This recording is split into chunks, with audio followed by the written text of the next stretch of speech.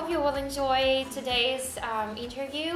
I want to thank everybody for coming over and making the time. Today we're going to have a bit of a different format because we're going to have the first interview with Chiara, and then we're going to have a second interview with another lady from Clinique.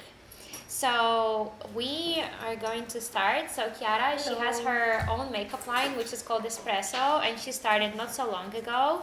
So do you want to tell a bit about yourself for people who don't know you, and then about a bit about your brand to start with? Okay.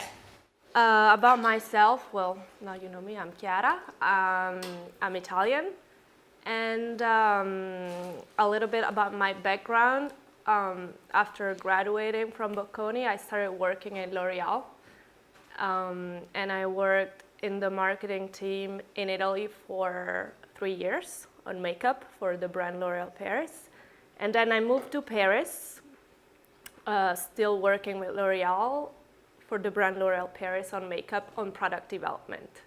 And after 2 years, I decided to start over and to jump and launch my own business. So here we are. Why did you pick makeup? Pretty easy. I worked on makeup 5 years. I knew the business first. And second, I think I see makeup as an accessory, like fashion, like a pair of shoes or like a purse. I don't see makeup as a transformative thing, like product. I see it as an accessory that make girls happier and feel better.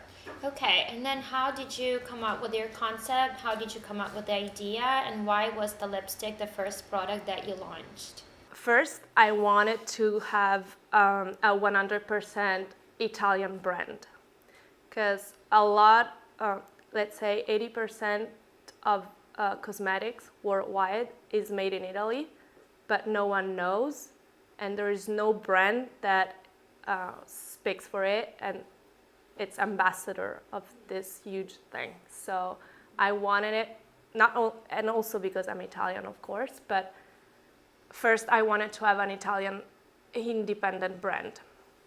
And second, I wanted to have a back to basics makeup brand, which does not mean a pharmacy brand. Like, back to basics can be cool, can be edgy. So I put together all these ideas and I came up with the name EspressOh.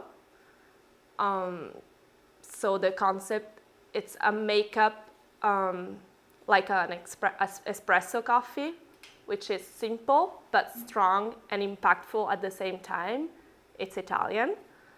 And I put all these things together and I came up with the espresso, and I decided to put caffeine inside the products to just the cherry on the cake. So when you came up with the idea and everything, how did you start putting up together? Did you have contacts from the previous work for the factories, or you had to start over and do your own research? How did you pick a factory? And how was the process? How do you approach the people? Because also Italian people can be very judgmental towards the young people who are starting the things, especially at the factories. They're like, oh, so we're doing for this and for that. We're not sure we can find time. So how did you go through that?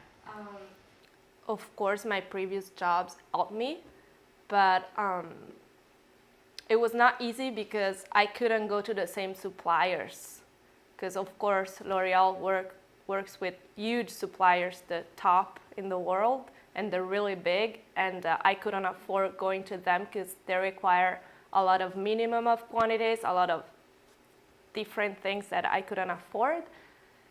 So I had contacts from my previous job, but I also had to look for new ones. Mm-hmm.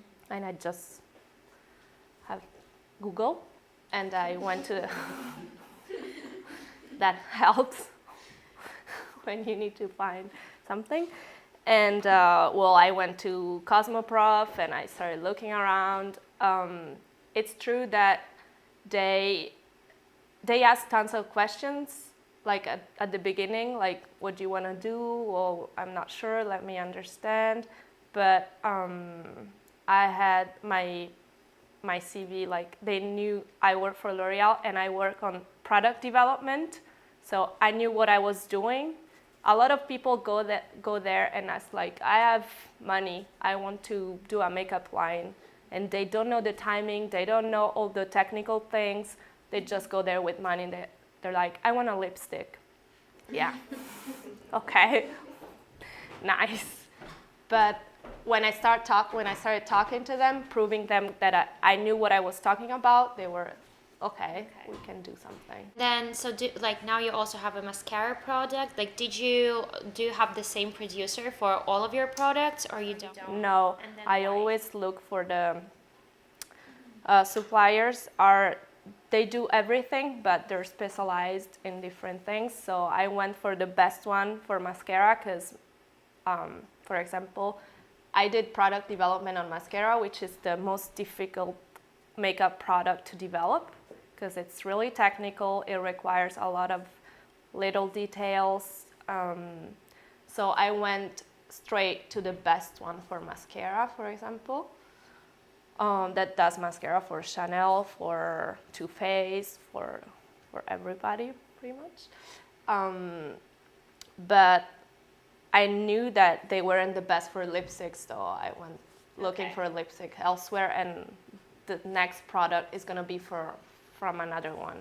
Okay, and then so when you were like you found the suppliers, whatever, and then how did you start getting together the money to start paying for all of this? I know it's like a very, intimate question, but still, like, did you ask for help? Did you ask for your family? Did you have savings? Like, how did it work for you?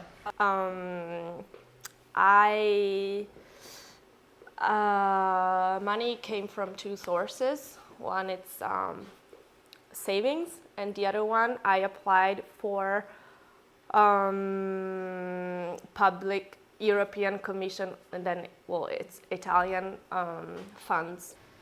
So in Italy, they do fund Italian companies.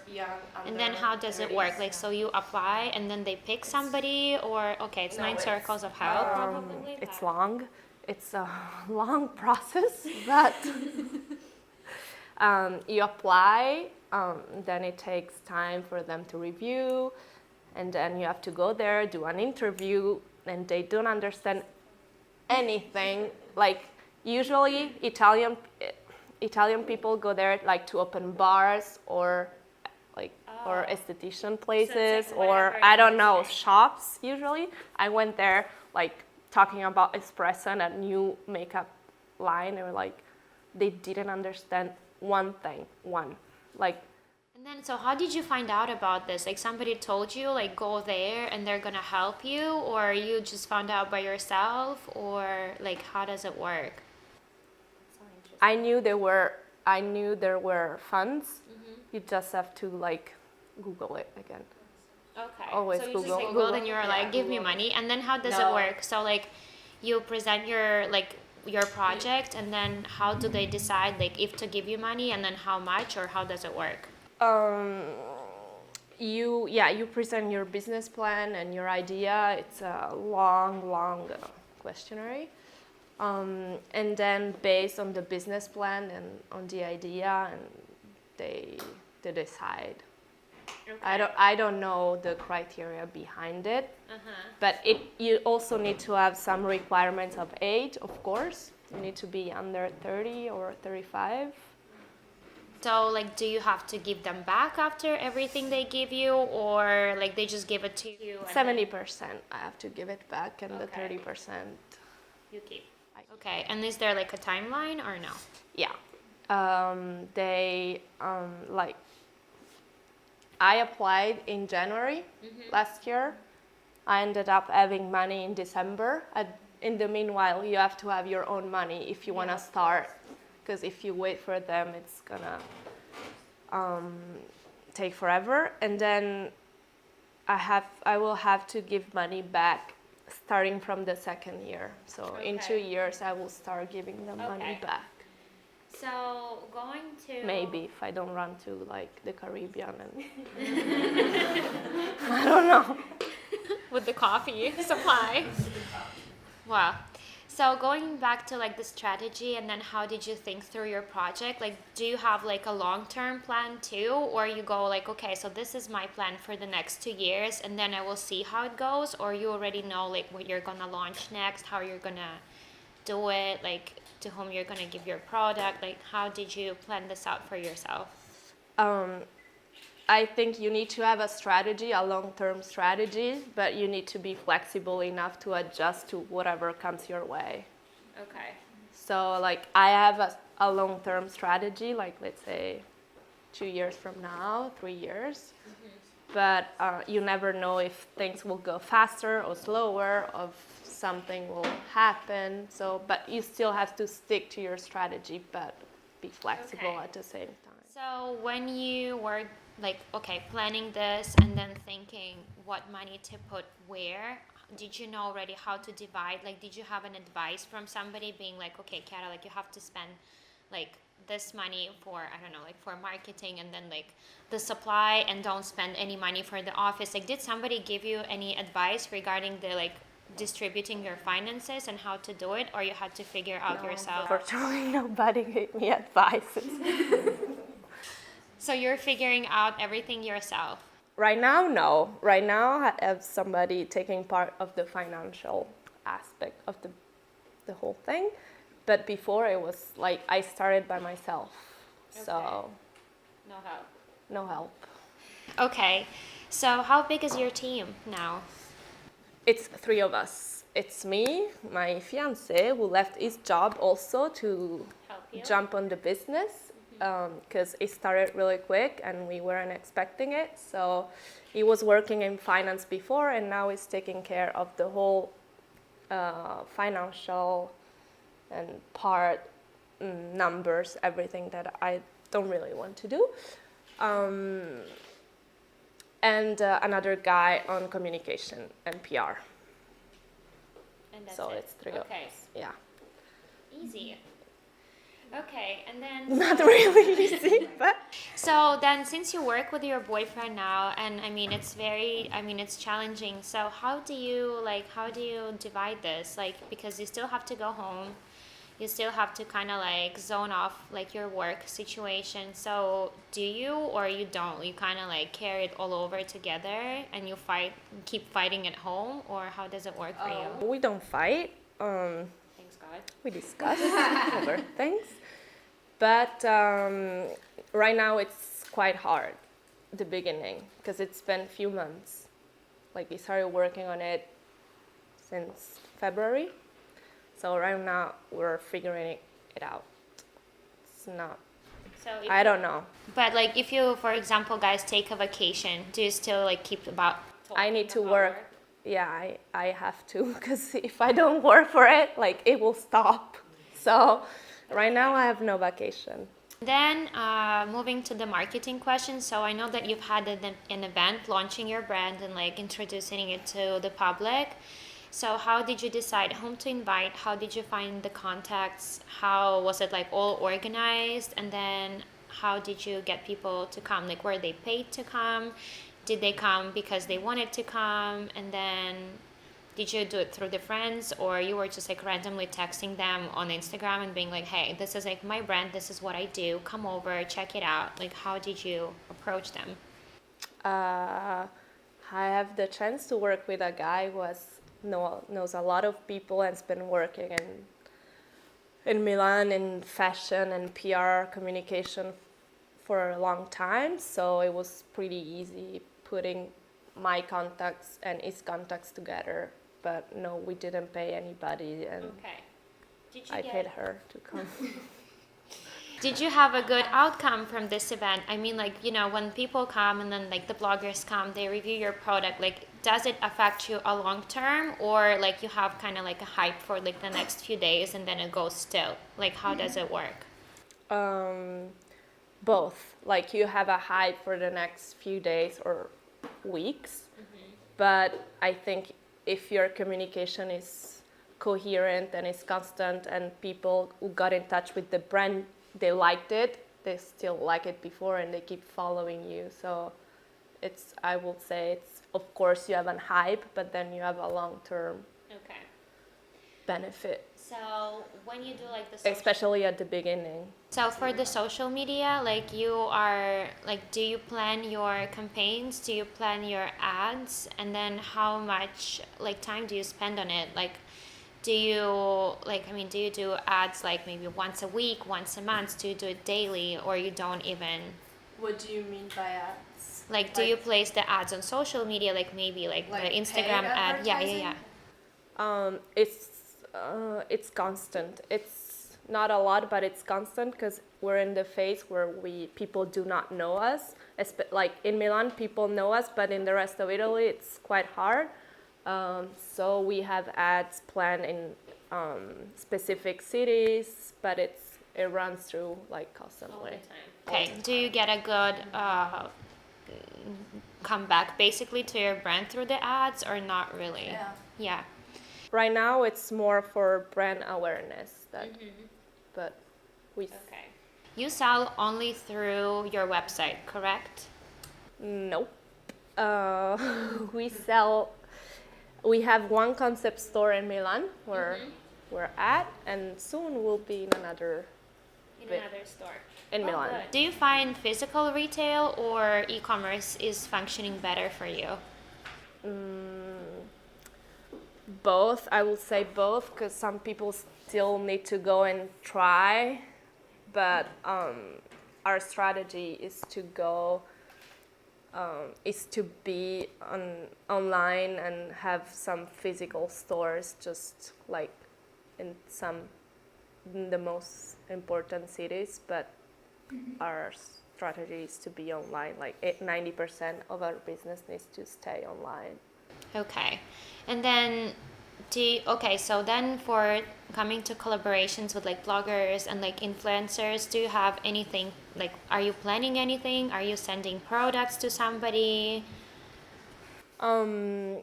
Yes, we are, and we sent a lot of products, but what I'm doing is building more than having like advertised posts or whatever. I'm trying to build a community. So with influencers too. So we're talking about what's next. We're building it to collaborations together. But Okay. it's not like I send products too randomly, but I'm more trying to build like a community with this. Did it already happen to you that maybe some like blogger or influencer would like inbox you and be like, "Oh, I want your product," and then you say no? Yeah, every day. Why do you say no? Like, how do you pick them out? Because do you go to a store like do you go to a store and ask like, oh, I like these jeans, can I have them for free? No, like so you don't ask for things for free. I think that's rude, and I think that's disrespectful, because there are people working behind the brand. If I want to give products for free, I will. Like, I know who to give products to, and I think it's really disrespectful asking for free products. Like, it So how do you drives me crazy. I say no, thank you. Just like, right, no, thank you. Yeah. And then, did you have any obnoxious reaction back, like being like, No, no, they just don't write like anymore? you're asking things for free. Like, really, do you go to the grocery store and see, can I have, I don't know, zucchini for free? I will post them on Instagram? No. No, it's not that way. And I gave, I don't know how many products for free. I'm not saying like, I gave a lot of products, and I will still give them.